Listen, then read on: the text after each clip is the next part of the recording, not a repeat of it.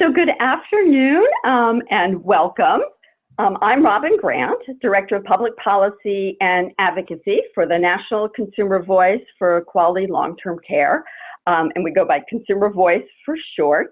I'm sure that most of you know who we are, but in case there's some folks who aren't familiar with us, we're a national organization that advocates with and on behalf of nursing home residents, residents of assisted living facilities, and other long-term care consumers. So I want to welcome you to our webinar today, which is called Overview of Phase 3 Nursing Home Regulations, a Look Ahead. And just as a brief reminder, as I'm sure you all know, on October 4th, 2016, the Centers for Medicare and Medicaid Services, CMS, published the final revised federal nursing home regulations for nursing homes participating in Medicare and/or Medicaid. And we refer to those, the technical term is requirements of participation. So this was the first time the regulations had been updated since 1991, and it was a major overhaul. And CMS spent more than 4 years working on these regulations and really sought out and got extensive input from stakeholders, and over 10,000 comments came in during the public input period. So it was a major revision. Next slide. So in terms of implementation, to address the nursing home industry's concerns about getting ready for these regulations, CMS decided it was going to phase in the implementation of the rules over a 3-year period. So you can see from this slide that regulations in the first 2 phases are now in effect. So phase 3 regulations are the requirements that CMS felt nursing homes needed the most time to implement. So they gave facilities 3 years to get ready. So it's those regulations that will go into effect November 28th, 2019. And it's those regulations that we're going to look at today. Next slide, please. So here's what we have planned for you this afternoon and who you'll be hearing from. We're going to cover each of the phase 3 requirements. So I'll start by discussing the regulations related to trauma-informed care and the Quality Assurance and Improvement Program, which I'm going to refer to as QAPI. After I speak, you'll hear from Toby Edelman, who's Senior Policy Attorney with the Center for Medicare Advocacy. And Toby will cover infection control and compliance and ethics program requirements. And then Eric Carlson, who's Directing Attorney with Justice and Aging, will present the requirements for call systems and training. After we do all that, after we look at the phase 3 regs, we're going to give you a brief update about where we are in terms of the nursing home regs.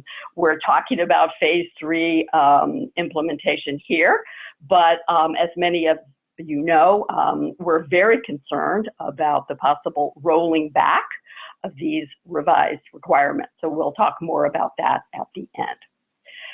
Following the update, you'll have the opportunity to ask questions, and I want to make sure to introduce Lori Smentenka, who is the Executive Director of Consumer Voice, and she'll be helping us with questions, and Alicia Lineswala, who is the Public Policy and Program Specialist with Consumer Voice, and Alicia is also going to assist us with questions and with logistics. So let's talk a little bit about logistics before we get things underway. Right now, all of your lines are muted, so everyone can hear the presentation without background noise. We are recording the webinar, and we will email you links to the webinar recording and the PowerPoint slides after the webinar is over. I want to make sure to draw your attention to a handout that's called Summary of Key Changes in the Rule, Part 3. Many of you received this if you registered prior to today. This is a resource actually that we are releasing for the first time today, and we hope it will be kind of a quick and easy way to learn more about the phase 3 regs. So we will send a link out to that resource as well. And then after we, at the end of our presentations and updates, we will have those questions, and Alicia is going to give you a little bit of guidance on how to ask questions and how to work with Zoom. So Alicia. Great, thanks Robyn. So everyone who registered for the webinar should have received a registration confirmation email, and you can see what those look like on your slide in front of you. So you have a couple options. You can just join by clicking the link in your email, and that will automatically launch you into the webinar. We recommend downloading the Zoom software so you can benefit from the full functionality, including typing in questions in the question box and maybe participating in polls if that happens. If you're joining by phone only because you're not near a computer, then you also have that option, and that information is also in your email that you received. And so all you need to do is, you'll see on the email it says, or iPhone one tap. So if you have an iPhone, you can just click that and your phone's going to handle the rest. You don't need to dial the number or the conference number after that. It'll just automatically launch you into the webinar. And you should be able to hear. If you have another type of phone, an Android phone, then you'll need to dial the phone numbers that are listed there in the email. You can also join the webinar by downloading the Zoom software first and then launching that, and then you can enter in your webinar ID and meeting ID and other information that you got into your registration email. So it seems like a lot of people were able to join and figure that out, so that's great. Moving on, so how to ask questions throughout the webinar. Basically, we encourage you to use the Q&A window. So if you hover down to the bottom of the screen, you should see a little icon that says Q&A, and you can click on that and you can ask questions. Everyone will be able to see those questions. Even once questions have been asked, there's a thumbs up button that you can use if you want to like a question. If you're also interested in the answer to that question, you can also reply comments to the questions. So definitely use the Q&A box in your platform. You can also type in questions into the chat, but we won't be monitoring that as heavily today. So we definitely recommend that you use the question and answer box. So that's all for me, and I'll pass it back to Robyn.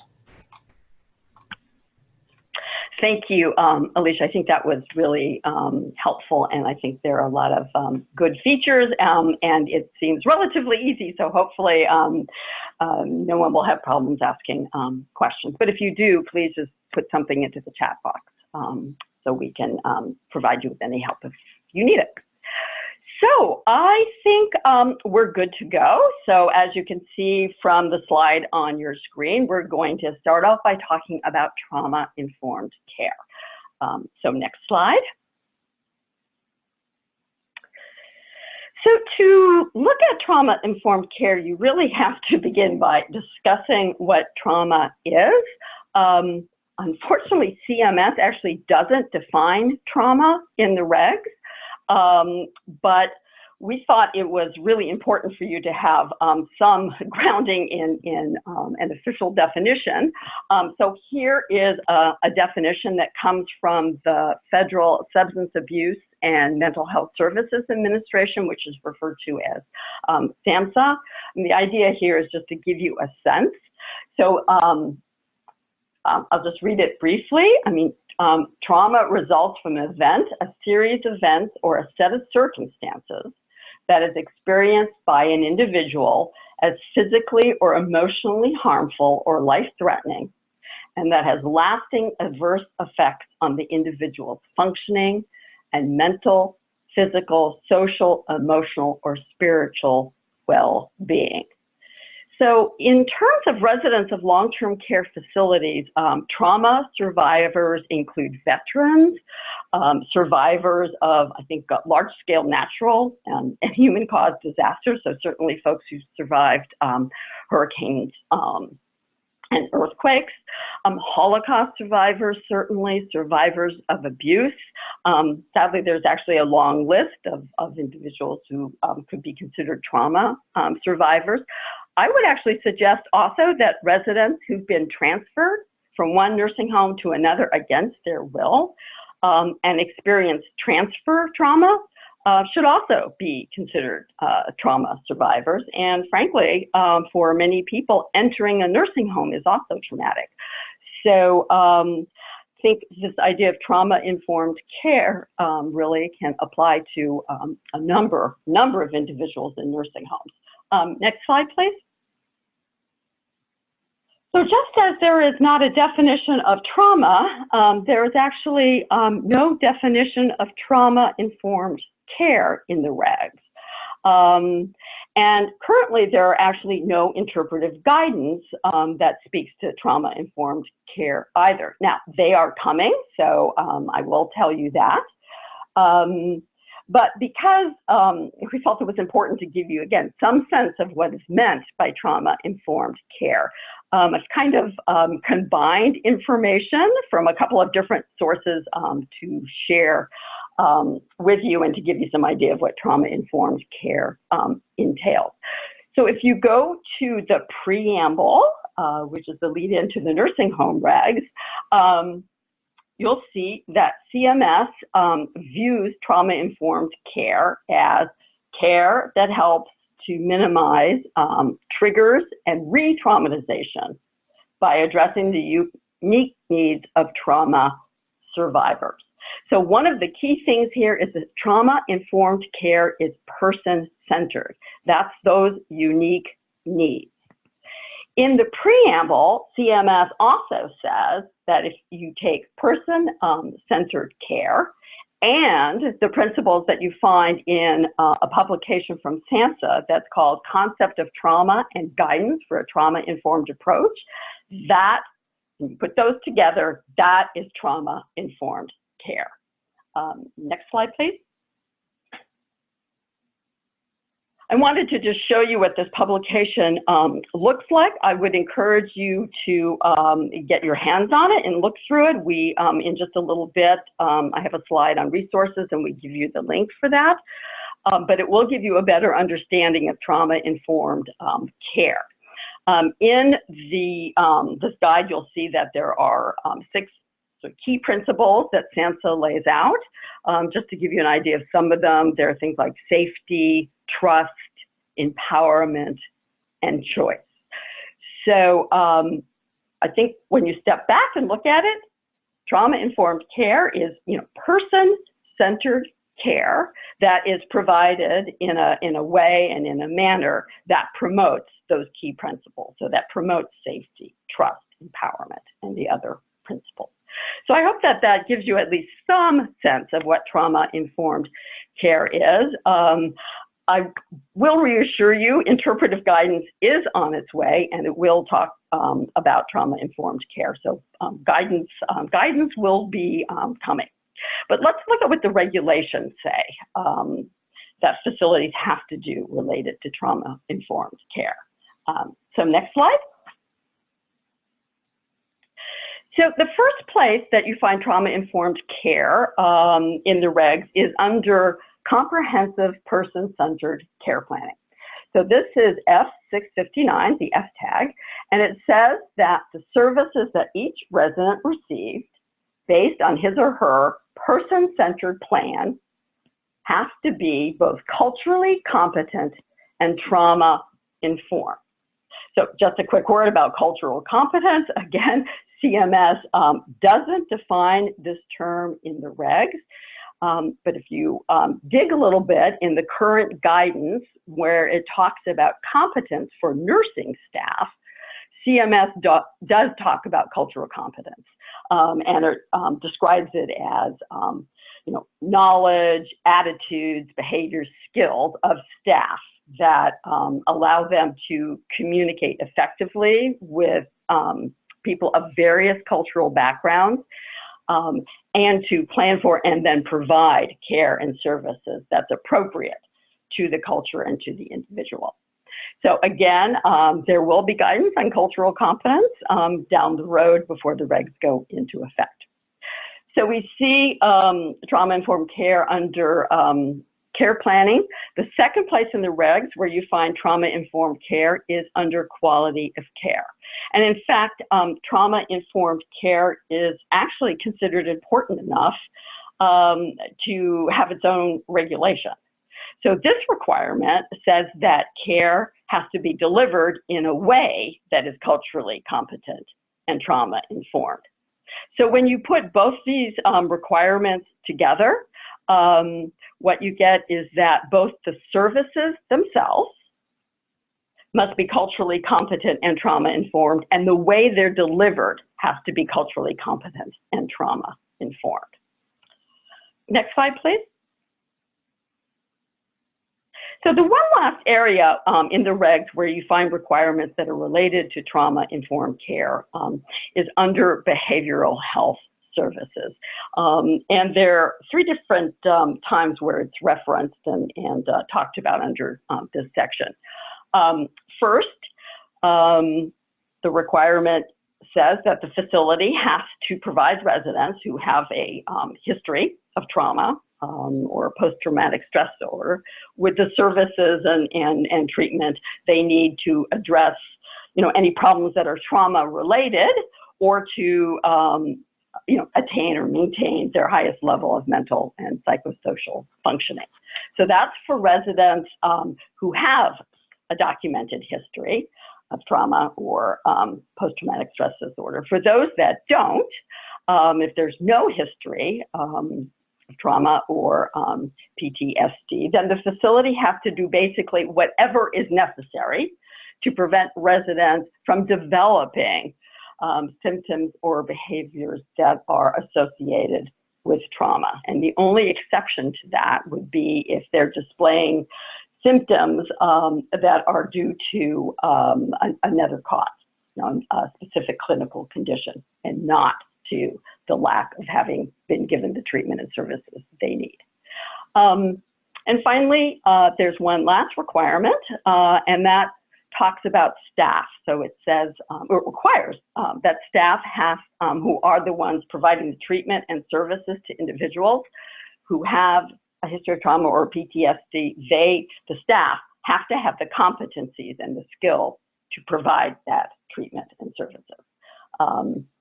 So all of these requirements related to trauma-informed care are really a new focus in the requirements of participation, and I really urge you over the next few months to become more familiar with trauma-informed care. Next slide, please. And just to help you do so, I've listed a couple of resources that might be useful. So here is the link to that SAMHSA guide that I talked about. And we also wanted to let you know about a webinar on trauma-informed care that the Ombudsman Resource Center will be offering in June. And while there's certainly a focus on Ombudsman advocacy, the webinar will cover nursing home responsibilities, and I think that anybody could benefit from participating and joining in on the webinar. So that's trauma-informed care. Next slide. Next up is QAPI. So I want to stress when we talk about QAPI that while these regs are new, this concept is absolutely not new. CMS has been educating nursing homes about QAPI and helping facilities get ready for these requirements for years, at least since 2012. And facilities have, in addition to that, facilities have had 3 years under the phased-in implementation to gear up for it. So, fingers crossed, facilities should be ready to go when November comes around. Next slide, please. So kind of by way of background, I think you can consider QAPI, quality assurance and performance improvement, is kind of the marriage of quality assurance, which is the concept of identifying how an organization is performing, where it's having problems, and correcting those problems. The marriage of that with performance improvement, which is identifying areas for improvement, making systemic change, and then sustaining that improvement that's made by the change. So when you put the two together, the concept is that you identify and address problems as well as opportunities for improvement, and that it results in better quality of care, quality of life, resident safety that is sustained on an ongoing basis. It's not just something that's corrected and then falls apart again. So let's look at the rule. Next slide, please. To begin with, a facility has to have a plan that describes its process for how it's going to meet the QAPI requirements and carry out its QAPI program. Facilities had to give already state surveyors the plan at their annual survey starting in phase 2. So that was in November of 2017. So effective this November, in addition to giving a copy of the plan to both state or federal surveyors at the annual survey, the plan has to be provided any other time during any other type of survey. So that could be a complaint investigation, for example. So it has to be provided then if it's requested, and to CMS anytime CMS asks for it. So that's the plan. Next slide, please. Here are the core components of QAPI.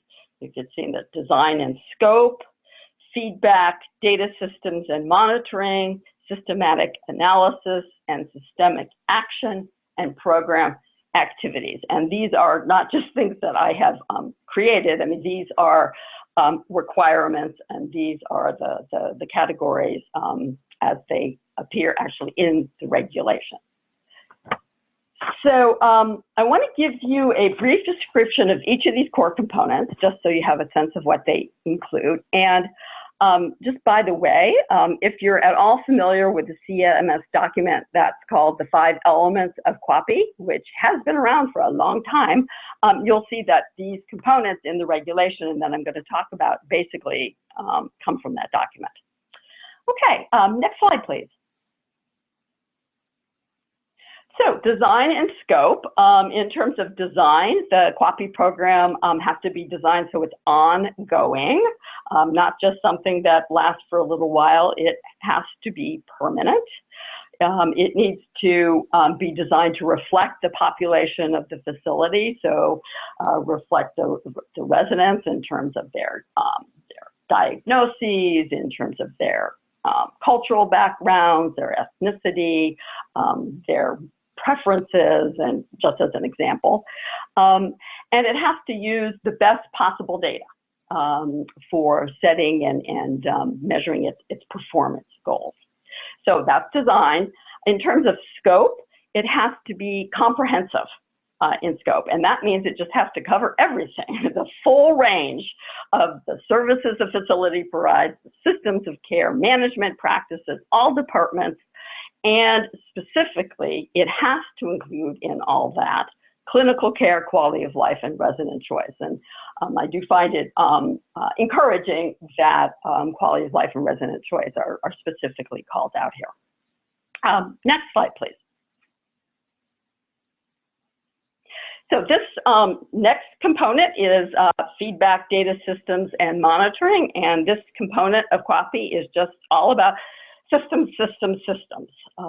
So in order to improve and monitor its care and services, the facility has to put all sorts of systems in place. You can see them here: systems for gathering data, systems for using that data, systems for monitoring so that the facility knows how it's doing. And that monitoring includes monitoring what's called adverse events. Many of you may remember the actually truly shocking report about adverse events in skilled nursing facilities that came out in 2014. It was published by the Department of Health and Human Services Office of Inspector General. And the findings in that report were that one third of Medicare beneficiaries who were receiving skilled nursing facilities experienced harm within 16 days of admission. And almost 60% of that harm was determined to be preventable. I mean, that was really appalling. And in fact, CMS was so appalled that it collaborated with another agency, and they developed a list of common, what they call potentially preventable events. And these are things that, if they happen, are adverse events. And so that list is currently in the interpretive guidance, so you can see what's included there. But that's what is meant here when the regulation talks about adverse events. And so the QAPI regulations require that facilities have to identify these adverse events, report them, investigate them, track them, analyze them, and prevent them. So this is part of CMS's response to that shocking report. Next slide, please. So third component, systematic analysis and systemic action. So this requirement is all about really figuring out what's causing a problem and then taking action to eliminate those causes so that you can fix the problem globally and on an ongoing basis. The idea here is not just put a Band-Aid on, because the Band-Aid comes off and the problem just comes back if it ever truly went away. So under QAPI, the facility has to have and use a very structured approach to determine the underlying cause and the factors that are contributing to problems. The regulations very clearly don't say how the facility should do this. The guidance does reference root cause analysis, which is a formal process, but facilities don't have to use that approach. But they have to use some approach that gets at the underlying breakdowns or gaps and figures out why things are happening or why they're being done a certain way, even though it's not working. So the idea here is that after the facility identifies the root cause, then it puts in place, it implements changes at the systems level, with the idea to fix the problem, prevent it from happening again, or to improve performance. So the idea is that the solution is long-term and that it is achievable, obviously, and measurable. QAPI is very much data-driven. So the facility has to formally track and evaluate its performance so that the change not only occurs, but is sustained. Next slide, please. So the last component of QAPI is program activities, and these are called performance improvement activities.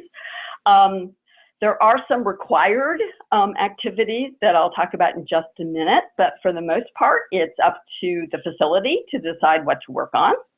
The regs do, however, indicate very specific factors that need to be taken into account when selecting the focus of an activity. So just some of the factors are things like how severe is the problem, how widespread is it something that's considered high risk to residents, is it what's referred to as a problem-prone area, which is a way of saying it occurs repeatedly, and what does it impact, because QAPI is trying to impact health outcomes, safety, autonomy, choice, quality of care, quality of life.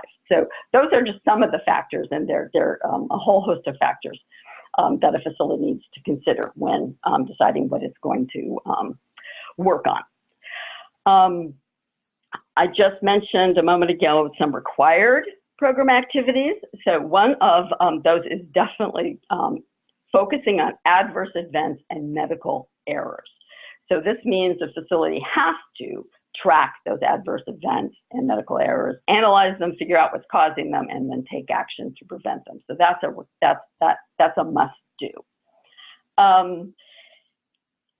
Facilities are also required as under their performance improvement activities to do what's called performance improvement projects or PIPs. And the regs don't talk about the number of PIPs that have to be carried out or how often. That's up to the facility, but facility is required once a year to do a PIP that focuses on a high-risk problem or a problem-prone area. So that is one required PIP. So these 4 components, I think, are really the guts of QAPI, but of course, programs don't just happen. So there are requirements in the regs about who oversees QAPI and how it's run. So I just want to run through those very quickly. So next slide. In short, it's the governing body, or it could be whatever group or individual has the legal authority to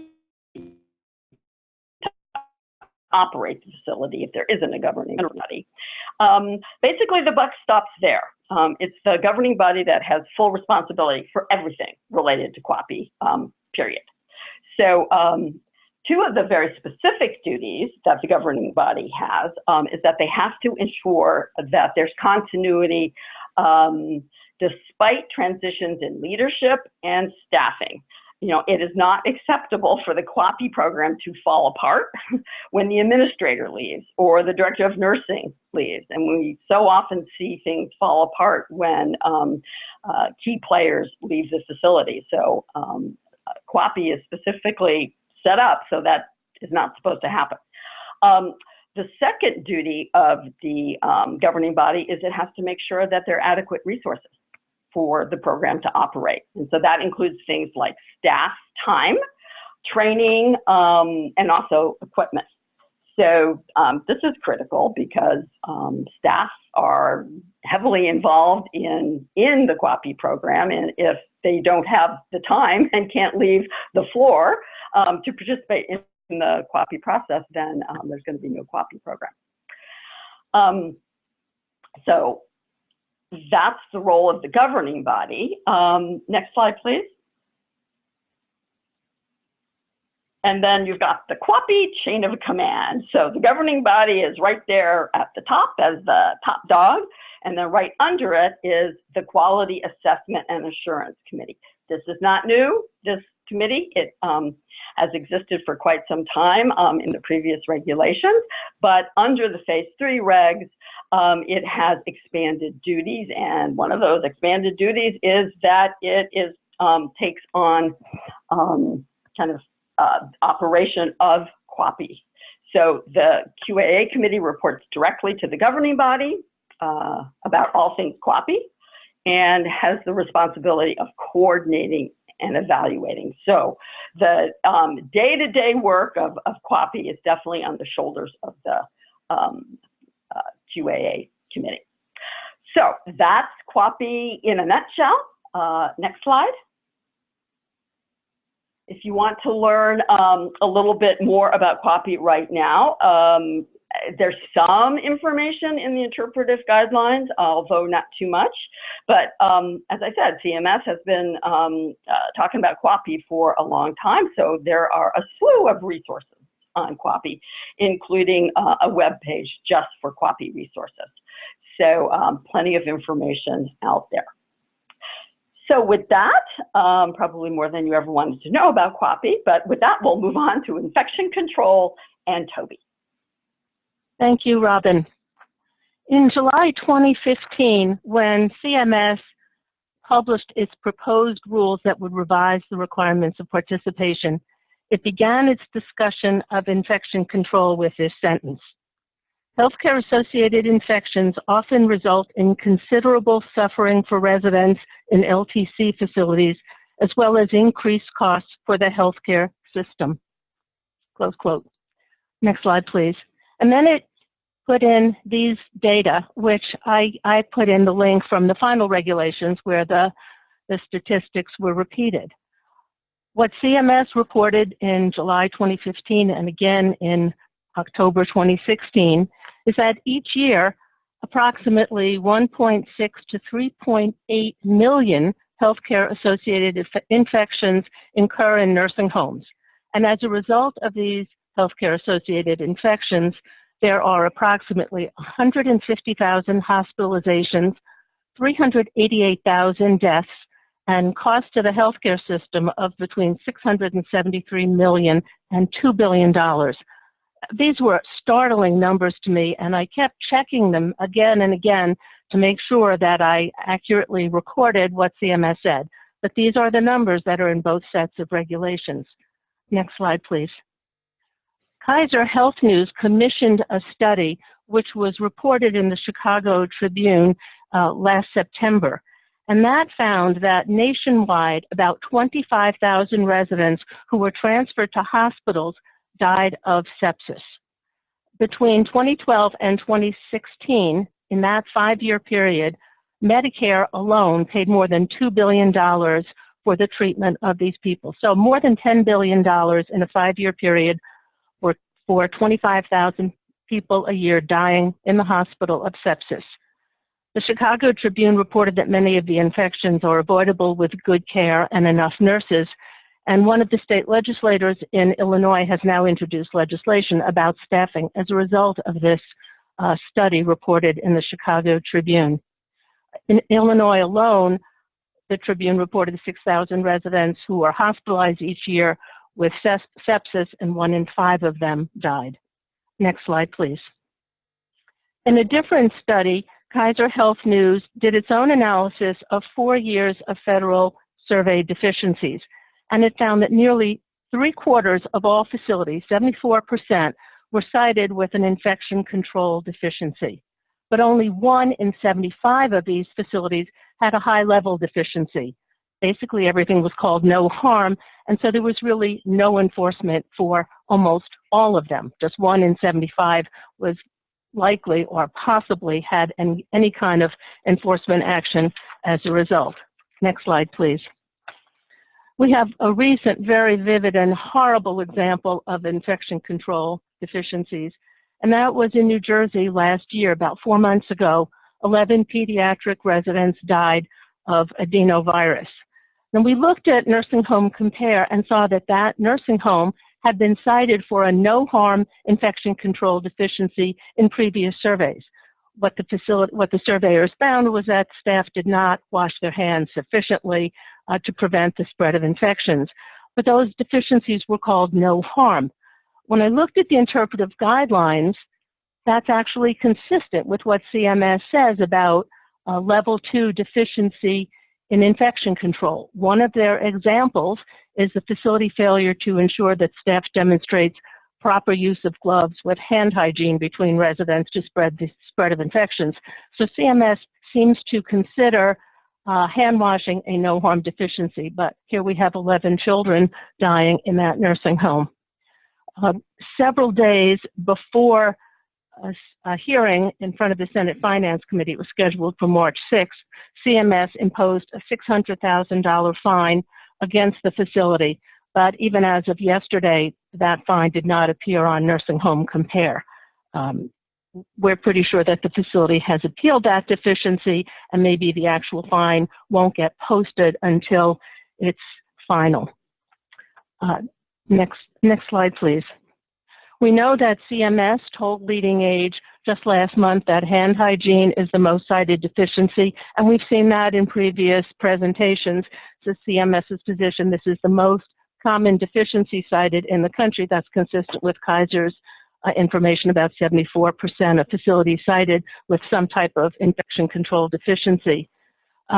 Last week, we looked at the infection control deficiencies F880 since November 2017, when the new uniform survey process went into effect, and you'll see 98.5% of those deficiencies are called no harm. So there's no enforcement for those facilities or the 0.8 facilities that were substantial compliance. So almost nothing is even subject to enforcement. So what we have is an enormous problem of infections in nursing homes with hideous consequences for residents, but these deficiencies are not treated seriously enough and certainly not enforced sufficiently, if at all. Next slide, please. The revised requirements of participation dealt with infection control in each of the 3 phases. So phase 1 was the infection prevention and control program. Now most of the requirements about infections were included in phase 1 because they were either identical to or very, very similar to what nursing homes had been required to do for more than 25 years since the prior requirements of participation were published. So they went into effect immediately. Phase 2 had an antibiotic stewardship program, and phase 3, what we're talking about today, introduces the concept of an infection preventionist and makes a new requirement that the infection preventionist participate in the facility's quality assessment and assurance committee. Next slide, please. The preamble to the proposed rules, as I suggested, made clear how very seriously CMS was taking this issue. It said it wanted to emphasize infection prevention and surveillance, and it defended the need for very strong and detailed standards, rejecting the public comment that asked for more flexibility in how facilities dealt with infections. CMS clearly made some concessions to the industry in the final rules. The proposed rules had said that infection prevention and control would be a major responsibility of the infection preventionist. In response to public comment, it took out the word major. So it is a responsibility of the infection preventionist, but not a major responsibility. And it also accepted the public comment to allow facilities to designate more than one infection preventionist in the facility. Next slide, please. We get a little bit more insight into CMS's thinking when we look at the estimates of the cost of the infection preventionist.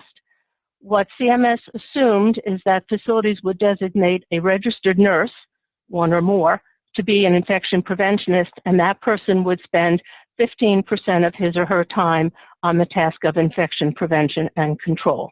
If that happens, of course, we'd like to see the PBJ, the staffing data, excluding that time as direct care, because that would not be direct care, an important function, but not direct care. Next slide, please. So the key part of implementation for November 2019 is infection preventionist. The facility is required to designate one or more people to be responsible for the infection prevention and control program in the facility. Infection preventionists must have primary professional training in nursing, medical technology, microbiology, epidemiology, or other fields, be qualified by education, training, experience, or certification, be at least part-time in the facility. So presumably they could work as the infection preventionist in several facilities, but at least part of the time, 15% CMS estimated, must be at the facility, and then also receive specialized training in infection prevention and control. Interpretive guidelines are being drafted for this section of the regulations, but they're not out yet. Next slide, please. CMS said in the proposed rules that it would not require an infection control committee, even though it said the literature suggests that such a committee is really the best way of dealing with infections. But it said it did not want to create too big a burden on small facilities. So instead of having a requirement for an infection control committee, it would require the infection preventionist to work with the facility's quality assessment and assurance committee. And CMS requires the facility assessment process to be used to help update the infection prevention and control program. Next slide. For the requirement that the infection preventionist complete a specific program in infection control in nursing homes, CMS announced last month that it was releasing a training program that it had developed with the Centers for Disease Control and Prevention.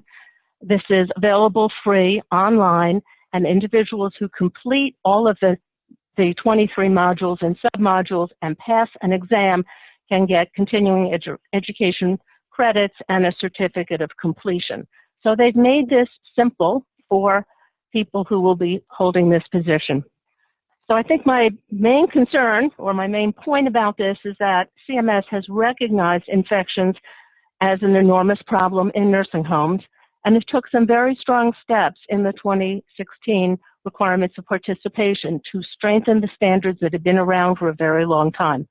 We certainly hope these rules are not targeted for dilution or elimination when the administration issues its set of proposed rules for nursing homes. Next slide, please. So now we're going to talk briefly about compliance and ethics programs. Next slide, please. Facilities are required by the Affordable Care Act to have a compliance and ethics program. And the program under the law must be effective in preventing and detecting criminal, civil, and administrative violations and in promoting quality of care. There are lengthy and detailed regulations at 42 CFR section 483.85. Next slide, please. The regulations set out 8 required components for every facility to meet. And these are written compliance and ethics standards, policies, and procedures. 2, the assignment of a specific individual or specific individuals with within the high-level personnel of the operating organization who will be given overall responsibility to oversee compliance with that organization's compliance and ethics program standards, policies, and procedures. 3, there has to be sufficient resources and authority to those specific individuals who are running the program. 4, the facility has to take due care not to delegate discretionary authority to someone who had, this is interesting language, a propensity to engage in criminal, civil, and administrative violations under the Social Security Act. 5, the facility has to take steps to effectively communicate its standards, policies, and procedures. 6, the facility has to take reasonable steps to achieve compliance with their standards, policies, and procedures. 7, consistent enforcement has to occur. And finally, 8, if a violation is detected, the organization must ensure that all reasonable steps identified in its program are taken to respond appropriately to the violation and to prevent further similar violations. Next slide, please. Large organizations, which are defined in the regulations as 5 or more facilities, have additional responsibilities. They have to conduct mandatory annual training, designate a compliance officer, and designate a compliance liaison at each facility. Next slide, please. Again, we get some insight from CMS's explanation of its cost expectations. So for the large organizations, the 395 organizations that have 5 or more facilities, it's about $21 million. But for each of the other facilities, all of the facilities that have to implement these standards, it's $87 million. I would think that a key question for advocates is whether the facility's policies and procedures will be publicly available. Now, the rules are silent on this point, but based on past experience with quality assurance committees, I think we can assume that the nursing home industry will strongly oppose any effort by the state or residents or the public in general to get access to these documents. So I think we're going to have to rely on the results rather than seeing what the facility's policies and procedures are. Now I'd like to turn the presentation over to Eric. Thank you.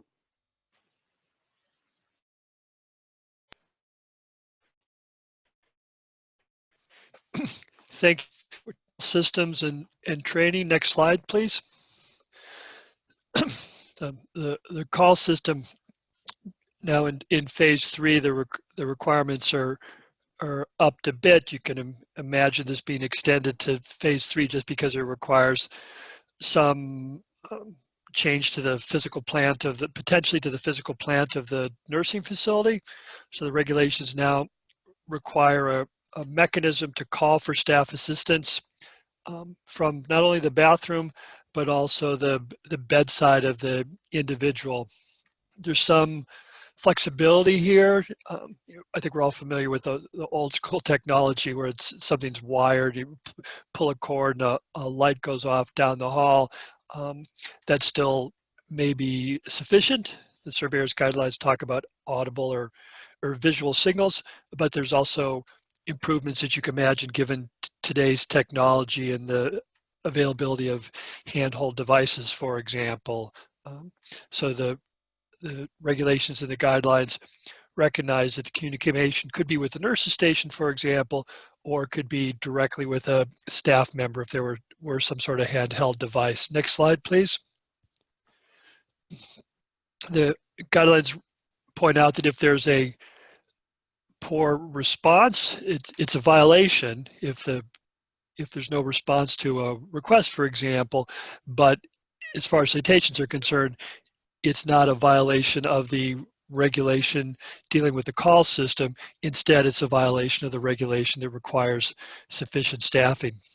One other point that should be made here, the guidelines specify that, not surprisingly, the call system needs to be accessible to residents. And so there needs to be some recognition, obviously, of people's individual conditions, physical condition, for example, or any other condition. If someone can't pull a cord, then you need a mechanism that doesn't require cord pulling, for example. Or if there's a button pushing, a person's not capable of doing that, then you need to come up with an alternative as well. This is true in a lot of nursing facility care. Let's focus on person-centered care. You have to come up with a system that's meaningful for that particular resident in that particular situation. Next slide, please. And then move on next slide again. We're going to talk about training here.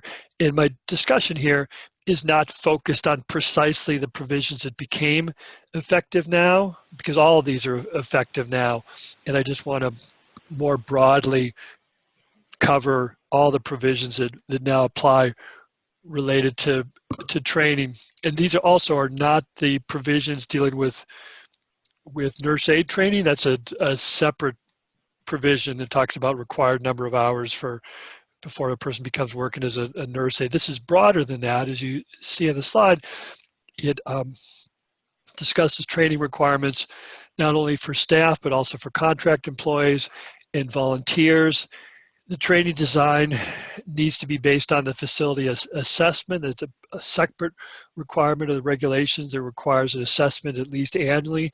So if a facility is operating in accordance with the regulations and guidelines, there's going to be an intelligent assessment that's not just a pro forma check a box sort of thing, that really looks at the needs of the residents and the facility's capacity and what the facility needs to do to meet the needs of those residents in that facility. Part of that would determine staffing levels, for example, and another part of that assessment would determine the training that's needed. The regs and the guidelines allow many different ways of meeting training obligations, in-person instruction, webinars like this, actually, supervised training with someone looking over the shoulder of someone else and working them through a particular situation. The facility has a lot of discretion to pick what's most useful and helpful for that particular situation. Next slide, please. Needs to be a professional type of organization and program with objectives and standards. It should address the potential risks to residents and also staff and volunteers if procedures are not followed, to point out what's at stake really, and there has to be a documentation of who's participating and who hasn't. It's not enough just to say at the end of the day, well, we offered this. There needs to be a documentation that staff actually intended and received the training that was offered. Next slide, please. Here, again, you can see, and not surprisingly, the great discretion given to facilities a broad list of topics, including communication, identifying and reporting abuse, infection control, harkening back to what Toby said about the importance, the problems with infections and the importance of getting infections under control. Next slide, please. There's also a significant amount of detail regarding abuse prevention. Some of that is reporting type of requirements, but also a fair number of requirements that look more broadly at what it means to provide good care, what it means to provide person-centered care, how to listen to people with dementia, for example. It's a big part of providing care in a nursing facility, and maybe a way of avoiding problems. Some abuse may be a malicious person who's acting out with some level of intentionality, but some other abuse is just a volatile combination of a particular resident and an untrained person and an overworked staff, or underfunded nursing facility, and all those can contribute and lead to situations that can be characterized as abusive or neglectful. So the training also would include identification of staff burnout, for example, and the prejudices that the staff had. So calls for a reasonably comprehensive and in-depth look at what's going on in that facility and what the needs of the residents and of the staff members are. Next slide, please. There's also some specific language relating to nurse aides. This isn't the initial training, but the in-service annual training on an ongoing basis, at least 12 hours, and should of course include care for residents with dementia, and also should be specific to the particular staff member. Ideally, there'd be some assessment of that person's performance, what he or she is good at, what he or she needs assistance with, and then of course the training would address some of those areas where improvement is needed. Next slide, please. A couple closing points here. The surveyor's guidelines point out that private duty nurse aides are not subject to the nurse aide training provision. So I mentioned that here, but also toss in another advocacy message that the discussion of private duty aides raises the question, why is somebody, a resident's family member, paying someone separately on the side when the nursing facility has a legal obligation to provide all the care necessary for that particular resident? And so the problematic nature of that relationship is exacerbated by this fact, not surprisingly maybe, that the nurse aides are separate and aren't under the control of the nursing facility, and which doesn't have control over what they do or how they're trained. But yet another reason why you shouldn't have this odd situation where care for a resident is delegated outside of the nursing facility to a private duty staff member. And then next slide, please. And then one final point that relating to citations, if a violation of the training requirement is observed, it's not necessary for there to be a negative outcome. So that you don't have to, as a surveyor, show a particular negative impact on a resident. It's enough to show that the facility didn't meet the requirements based on the regulations and the guidelines that we've just discussed. So with that, we'll go on to the next slide, and we will pass control of the microphone back to Robyn to talk a little bit about updates. Thanks, Eric, and thank you to Toby. This will be very brief, but we just wanted to give you a quick update on where things are with the nursing home requirements of participation, since that's the focus of this whole webinar. Obviously, the Phase 3 regulations are on track to go into effect November 28th of this year. CMS has been working on developing interpretive guidance for these regs, and it has been giving key stakeholders an opportunity to look at that, the draft guidance and provide feedback. So all three of our organizations, Consumer Voice, Center for Medicare Advocacy and Justice in Aging, we've all been involved in that process. And so have some other advocates and have been providing feedback on several sections, and including trauma-informed care. So that is in progress behind the scenes. That kind of makes it all the more strange that we are gearing up for implementation of sort of this final group of regulations at the same time that we're waiting to see how these regulations will be rolled back or even gutted. We know there will be change. CMS has developed a proposed rule. This is a rule that revises the requirements that were released in 2016, and it has done this with the purpose of relieving what it calls the burden on nursing home providers. So right now there is a proposed rule at the White House Office of Management and Budget, which is referred to as OMB, and it's waiting for OMB staff to review it. So CMS wrote out the proposed rule with the changes it wanted to see, sent it over to OMB last November. So OMB's job will be to review it and then either convey concerns or problems to CMS for additional work, or it will simply approve the proposed changes and release the document as a proposed rule for public comment. So that could happen at any time. I think that things got a little bit slowed down a bit at OMB because of the shutdown of the federal government. But it literally could happen at any time. So whenever the proposed rule is released, our three organizations are going to spring into action. We're going to do a quick initial analysis, send it out to our networks, and then we'll follow that up with a much more in-depth review. And of course, we'll be drafting comments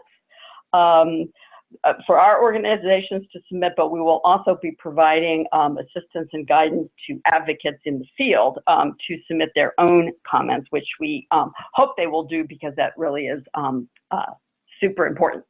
So the short version of all that is stay tuned. And just one last point about nursing home regulations is that we're currently also waiting for the final rule on arbitration agreements to be released. The 2016 revised regs included what we thought was a wonderful provision that barred pre-dispute forced arbitration in nursing homes. But no sooner did it appear than the American Healthcare Association, which represents mostly for-profit nursing homes, sued CMS. There was a preliminary injunction that barred the enforcement of the regulation. We have a bunch of legal stuff that then ensued, but the bottom line is that regulation is still not being enforced. And then in 2017, CMS just put out a proposed regulation that not only would allow these agreements again, but even worse, for the first time, it would actually permit nursing homes to make them a requirement, a condition of admission. So in other words, a facility could say, you have to sign this, you have to agree to arbitration, or we won't admit you. There were many comments submitted as part of that public comment period. CMS reviewed those comments. We don't know what they did, if they made changes or not. But they have sent that proposed rule, that final rule, I should say, over to OMB. So OMB now has to approve the changes, and if it does, it will release the rule. That too could happen any day. And once again, as soon as the rule is released, we will analyze it and educate folks about what has been changed.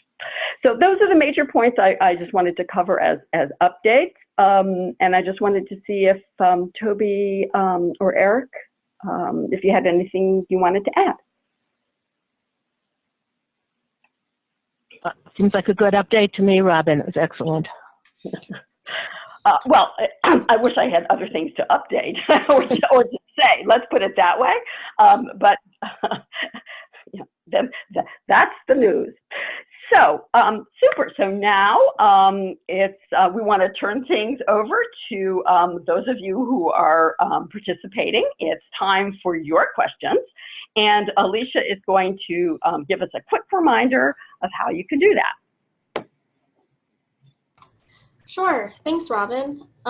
So what you can do is scroll down to the bottom of your screen. You'll see a control panel pop up and something called Q&A with a little Q and a little box. So click on that and type in your question. We already have a number of questions that attendees have been asking throughout the portion of the webinar. And I'll hand it off to Lori to get us started on the questions.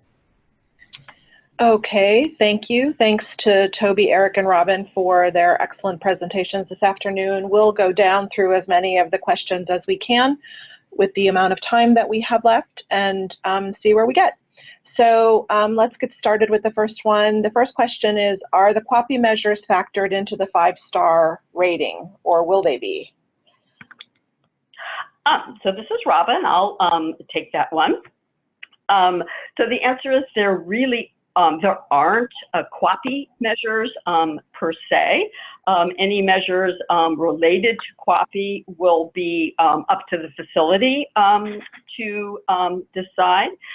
But there is sort of an intersection here. If a facility chose to work on something that actually was a quality measure. So for instance, let's say the facility as part of its QAPI program decides to work on pressure ulcers and try to bring down its rate of pressure ulcers facility-wide, then that measure, that pressure ulcer measure would be one of the measures from the facility that would be factored into its 5-star rating system.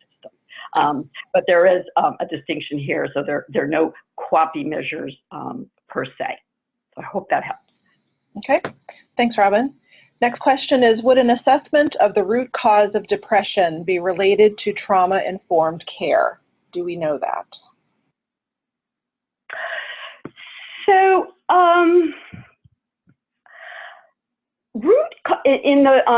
the way in which root cause is being used in QAPI, it's the idea of looking at issues at the facility level.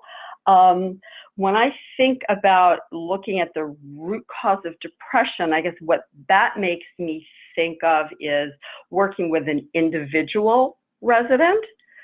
So if you're working, because you probably it wouldn't be working on depression necessarily as a facility-wide issue. I mean, you might, but this is so individualized that I think you might be doing that, yes, as it relates to trauma-informed care for an individual. But I think it's so.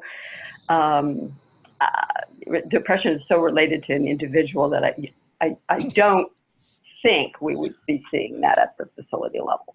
But I'd be happy to have anybody else jump in if they'd like to add to that. Yeah, I'm gonna restate the question, guessing what the person might be shooting for here.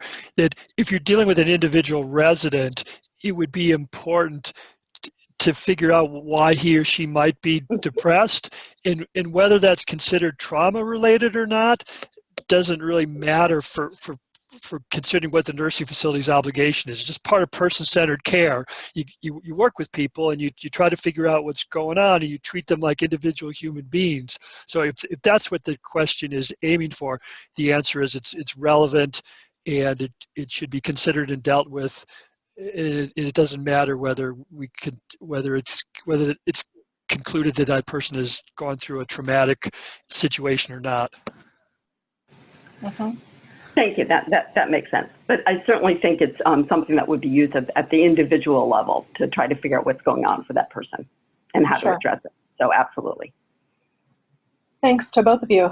The next one I think is more of a comment than a question, but it's the question of whether facilities would be able to show off doing QAPI well, particularly with the current financing and staffing levels that we see in facilities right now, because it would be, I think, a really good thing to see a facility that is doing it well, so that others could use them as an example. So I'm going to just take that as a comment at this point, but just wanted to share that.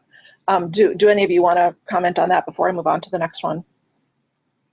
This is Robyn. I would just say it would be wonderful if there were facilities that are doing it well, and if they would be willing to share what their program looks like and how it operates. I think that would be enormously helpful. Yeah. Robyn, in your presentation, you referenced a governing body. Could you just say what that is again? Sure. The governing body is, it could be a group of people, it could be an entity. It could even be an individual, I guess. But it's the group, entity, or individual that has the full legal authority and responsibility for operating the facility. So, great. Goes up to that. And in Toby, your presentation, you referenced some of the requirements for the infection preventionist. So would you be able to just touch on that again? What kind, the question specifically is what kind of specialized training will the infection preventionist have? I'm not sure you had that much detail in what your presentation was, but you touched on some of the requirements for that, that individual. Yes, well, there are specific training requirements. So either the person must be a nurse or have some professional training in medical technology, microbiology, and related fields, although it's not clear how much training would be required. Then it says be qualified by education, training, experience, or certification. What those terms mean and how they will be interpreted will be described in the interpretive guidelines. More detail. That's where CMS puts its detail in the interpretive guidelines, which is Appendix PP to the State Operations Manual. That tells surveyors what CMS thinks these regulations mean. So it's going to be in those interpretive guidelines. The training, this new training program that CMS did with CDC would qualify for that type of training that they want the infection preventionists to have completed before assuming this responsibility. But that just came out last month, so whether anybody is actually using it, taking this up yet, isn't clear. And also CMS says just because somebody has taken that training doesn't mean that they would have met the standards of the regulation. They always like to have a little way to wiggle out of it, but you know, that is something that they've developed for free for people. I don't know if that answers the question. Okay, thanks, Toby. Thank you. There's someone looking for suggestions related to when to inform the infection preventionist of infections, what they're seeing their facility waiting too long before reporting infections. So were there any standards related to when you had to share, when you had to bring in or report to an infection preventionist or get them active in a particular situation? I don't think the regulations say that, but I think CMS, certainly in the preamble to the proposed and final rules, is talking about trying to prevent things, not just dealing with infections after they occur, because the consequences are so terrible for residents, you know, the hospitalizations and deaths and just other bad consequences that they describe in detail in the preambles, and also the cost. So I think they're trying to get to this more quickly, and by having before, not just dealing with it after the fact. And that's why they've identified why I think this is so critical, having this position of somebody who's really responsible for making the infection prevention and control program get implemented effectively. So we could look back at the beginning of the regulations, which went into effect in 2016, because facilities have always been required to have infection control programs. The term is now expanded to infection prevention and control, and this individual who will come up, make sure that the facility is actually doing the right thing and implementing its program effectively. But the details of how they do that, I don't think we know yet. Okay. Some of the questions that we're getting probably will be answered more when the guidance comes out. So, but we'll go through them and see which ones we can get to. But for folks on the phone just and watching, so you know we are still waiting for the final guidance from CMS on many of these areas. Does CMS define slow response time in regards to call system and sufficient staff? I think the short answer is no. Okay. And is there any clarity in either the regs or even what we know at this point around audible or visible signals for call systems? I'll give the same terse answer, which I think is no. That the audible and visual, as I recall, comes from the surveyor's guidelines, and I don't believe there's any detail beyond that. Eric, you mentioned some of the different training requirements that are now required. Could you just remind folks where that information came from? The regulation, the 42, Title 42, Code of Federal Regulations 43.95, and so if you're looking for all of this, just mentioned a second ago that the surveyor's guidelines are in this Appendix PP to the State Operations Manual. If you pull that up and then go to Section 483.95, you'll see up at the top of that section the regulatory language, and then below that there'll be the surveyor's guidelines that flesh out some of the regulatory language and provide significantly more detail. Thanks, Eric. And another question is whether dementia education is required, and the answer to that is yes, correct? Indeed. There's a comment here that many of what's being talked about today are important concepts for patient-centered care.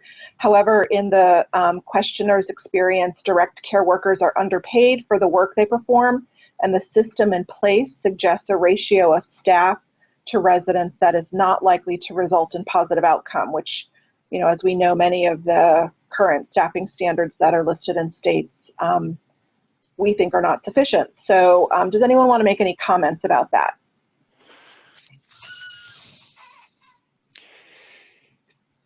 Yeah. Well, I would just say, oh, go ahead, Eric. No, I was just going to say that this always is the killer question, because you can talk about the regulations require this, and this, and then somebody points out, well, none of that's happening. And the question is, well, how do you make that happen? Obviously, that's a long discussion about doing systemic advocacy and individual advocacy and pointing out the problems and just continuing to push and push and push, and also not to accept short staffing as a limitation. If you say, well, we can't do this stuff because there's not enough staff, the answer is, well, there needs to be enough staff. And and all of us have talked about and made a priority of improved staffing standards that would maybe address potentially some of these lingering problems. So I mean, for me, there's some balance of recognizing some of the current limitations, some of the practical problems, but not accepting them, and not accepting that as something that just can never be changed, and it is the way it is, and pushing on all these different levels. Toby? No, I agree completely. And from the questioner, I mean, staffing, we know, is the most serious problem, and it's the most important predictor of quality of care in nursing homes. We haven't, one of the things we didn't get in the 1987 nursing home reform law was a staffing standard. We did not get that. But we do have regulations now in the staffing. New language was added in 2016, and this is what the standard is. We've always had like a registered nurse 8 hours a day, licensed nurses 24 hours a day, otherwise sufficient nursing. The language now that's added says the facility must have sufficient nursing staff, and new languages with the appropriate competencies and skill sets, that's new language, then it says, keeps going, to provide nursing and related services, to assure resident safety, and attain or maintain the highest practical, physical, mental, and psychosocial well-being each resident, as determined by resident assessments and individual plans of care. And then they added an additional language, and considering the number, acuity, and diagnoses of the facility's resident population in accordance with the facility assessment required at 483.70E. If that resident assessment process, or facility assessment process, is really implemented seriously and correctly, maybe we could get more staffing. If the DON was really listened to about how many nurses are needed to take care of the residents we have and we're admitting, maybe we could get somewhere with that. It's a problem, and the other thing is that we're all supporting legislation that will probably be introduced soon by Congresswoman Jan Schakowsky from Illinois to have staffing standards, numbers, because the standards have not been sufficient to get a sufficient number of nurses in facilities. Right. Thanks to both of you. Do we know what's in the proposed rule as sent to CMS? Not yet, but we have guesses of what we think's in there, right? Anybody else want to comment on it? Anything that's really new is going to be up for grabs. Most of the rules went into effect in 2016 because they were the same as what facilities had been required to do for 25 years. But things that are new, like this infection preventionist, some of the other staffing issues, I think that those are the things that are up for grabs more. And I would just add the facility assessment too is one. Yes. So, it's new, and it's definitely appears to be in the spotlight. Mm-hmm. And what CMS said when they wrote in the annual reimbursement, Medicare reimbursement regs in May 2017, they said they were looking at the requirements, but the ones they had identified were the grievance procedure, QAPI, and discharge notices. So I don't think those are the only things, but new requirements, that's what they're going to go after, I think. Mm-hmm. Okay. And I would just add that the philosophy, I think what we might end up seeing is we might lose the specificity. So because that is being viewed as burdensome. So this is just an example. So facilities have to have a grievance process. There has to be a policy about how they handle grievances, and there are very specific requirements about how that has to be handled, and that there needs to be a designated person who oversees that. I could certainly see the rule going to something like there has to be a process, but none of the details that, from an advocate perspective, we think is so important. So I think we could lose that. And again, just a guess. Mm-hmm. Yeah, I just want to clarify. I think it's probably already clear, but we're making good guesses here that the government submitted this language to OMB. None of us have seen it. It's under lock and key until it's made public. So one answer is we don't know. The other answer is what we've just said. We have our suspicions, but nothing is for certain unless and until it's released. Right. Thanks to all of you.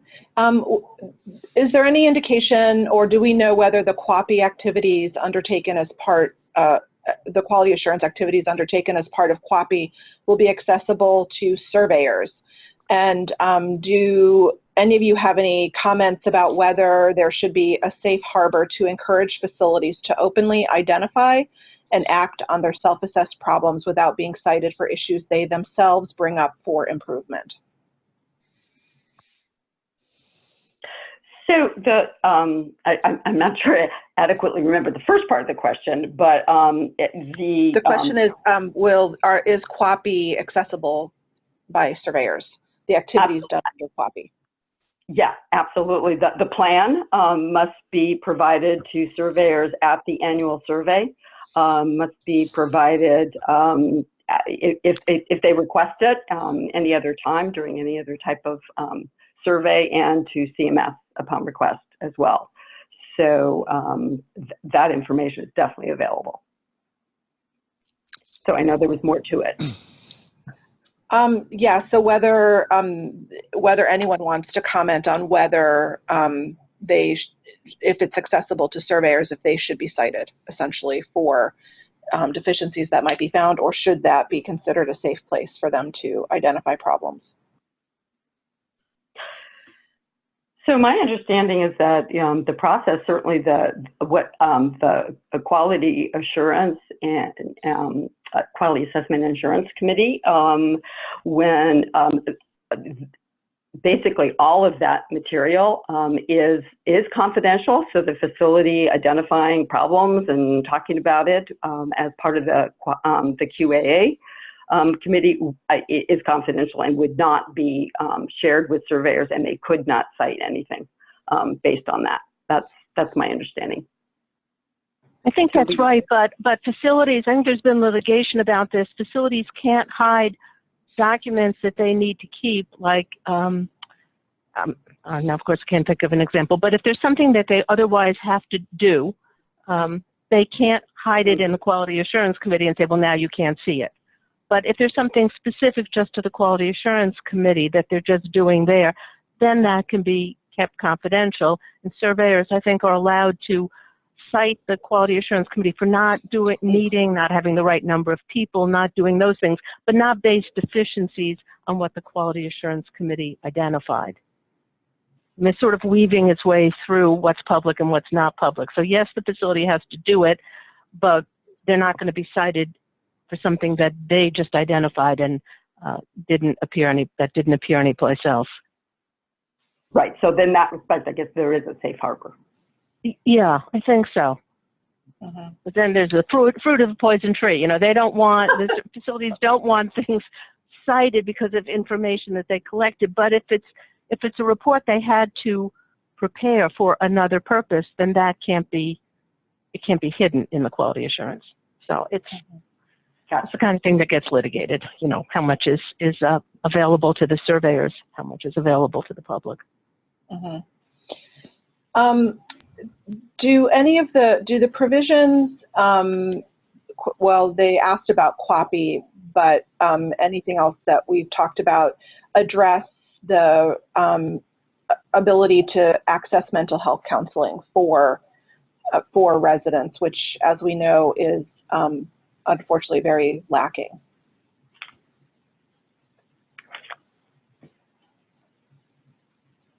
I guess in the broad way, it's just that in terms of having to address what the residents' needs are, help them attain and maintain the highest level of mental function, psychosocial well-being. And so it's the facility's responsibility to make sure they get the care and services to do that.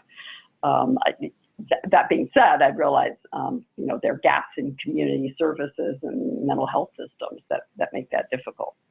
Mm-hmm. Does not take the burden off the facility, though.